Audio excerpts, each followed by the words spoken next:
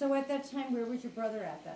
My brother was in Vietnam, and I'm waiting for him to come home. Well, no, actually, as we came home, he already shipped, when we moved to Rhinelander, we moved right before he was supposed to come home. It was a matter of weeks. And the Vietnam War, was he escalating?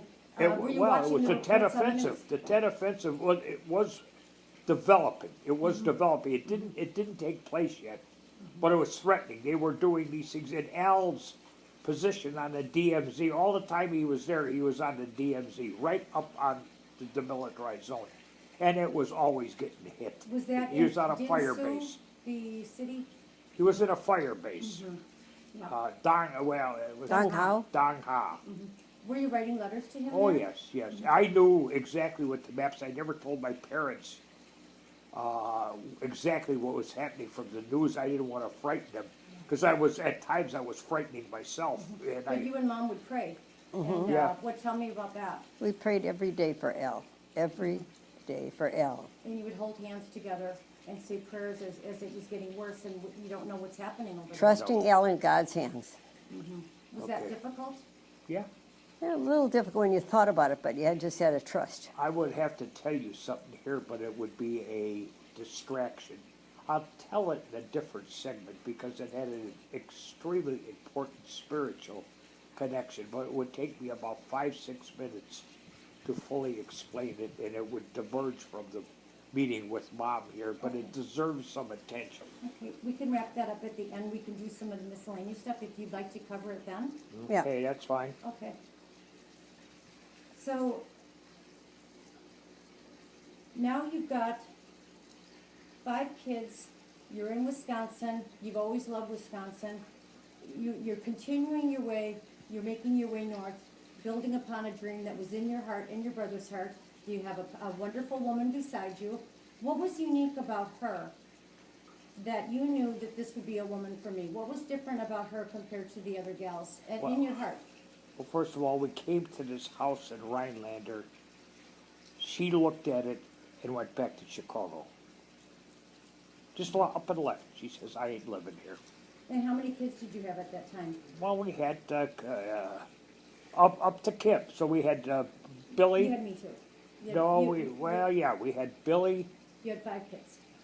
Billy, Jimmy, Mike, Dawn, and you. Yeah, 5 kids. Kim and Dawn, yeah.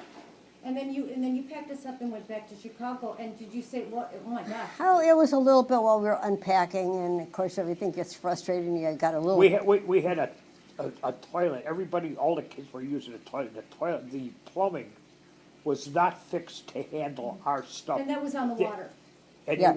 the toilets were coming up every night, and everything's bad, and nothing looked good. She said, adios. I'm out of here. Yeah. That's not what you were used to in Chicago. No, where I said I you- used to live in everything goes Chicago, away from and the you house. flush the toilet and all went away. It didn't come back to bite you. So you're having a big learning curve and an adjustment, Yes. moving away from your family, your My parents. family, very important to me, my family, Yeah. yes, yes. How did that feel for you? Very, not good at all. And then you live in a little It was a dump. icky cabin. Well, it and, was not icky, but it was really. It was very downside. rustic. It That was was only about 6 months or so. not very long at all.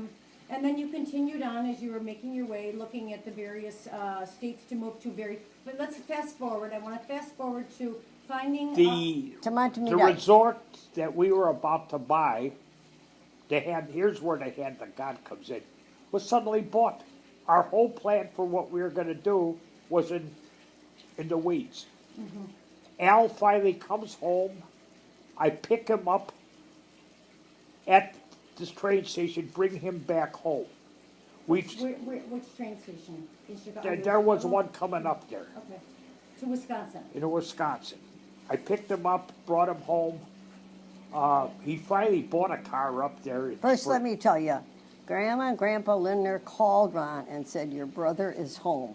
Well, Ron took about 2.5 minutes to pack his Yeah. clothes and drive home to Chicago Okay. to get Al, Right, okay, that, yeah. and left me alone in the house, by the way. By the way, Al, I wasn't that far. And what was it about your brother that was, you were so close with Well, him? he What was my it? 'Cause partner. Both of you were very He close was with my your siblings. partner. He was my partner in a lot of things, particularly for the love of the sport and the love of the business. We both had the same eyes. And, And as teenagers, you already had a Lindner manufacturing company set up in your correct. Well, parents' we had basement already at- invented on the Melrose. muskie. We invented the muskie baller already, which, by the way, And well, I'm not even gonna go there. That needs a half an hour by itself. Yeah,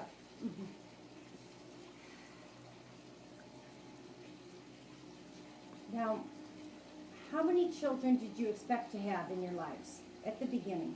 Never count it, never add it, never subtract it. And why was that?